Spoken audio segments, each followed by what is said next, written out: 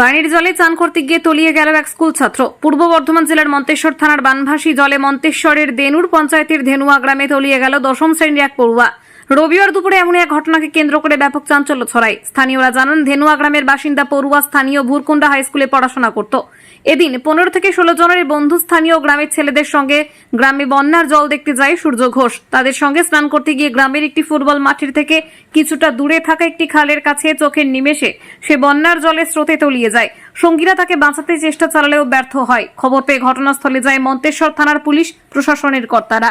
নামানো হয় নৌকা। কালনা থেকে ডুবুরে আনা হয়েছে বলে জানা গিয়েছে। এখনো পর্যন্ত খোঁজ মেলেনি স্কুল ছাত্র সূর্য ঘোষের। মৃত্যুঞ্জয় যশের রিপোর্ট, এসএন বাংলা। গ্রামে মাঠে বন্যা এসেছে। গাদা ছেলে সেই বন্যায় চান করতে এসেছিল। চান করতে আসার ফলে রবি ঘোষের ছেলে, ওই বাচ্চা ছেলে সাঁতার কাটতে কাটতে ওই 4-5 জন 6 জন 8 জন সাঁতার কাটতে কাটতে হঠাৎ করে ও ভেসে যায়। ভেসে যাওয়ার কারণে আমরা সারা গ্রামের মানুষ সেই জায়গায় সন্ধান করি।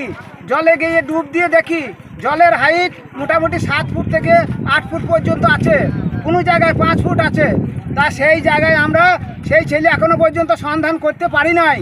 অথচ নদীতে বা আমাদের একটা লেলা আছে, সেখানে প্রচুর খাল, কিন্তু সেই ছেলে সেখানে ডুবে নাই, কিছুটা আগে এই জমির মধ্যে ডুবে গিয়েছে।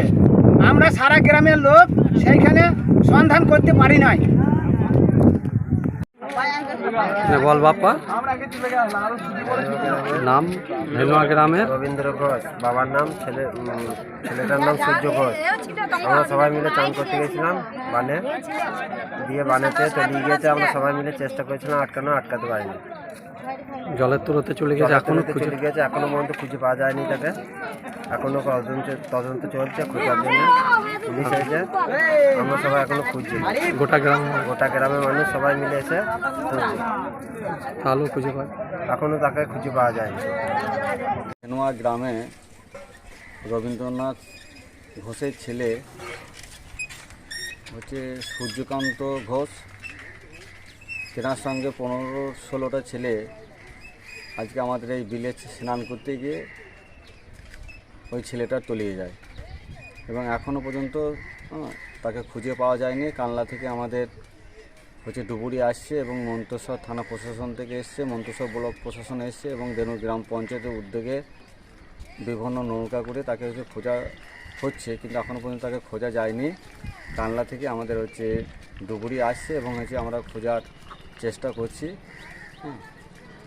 বেলা 11টা নাগাদ এই ঘটনাটা ঘটেছে।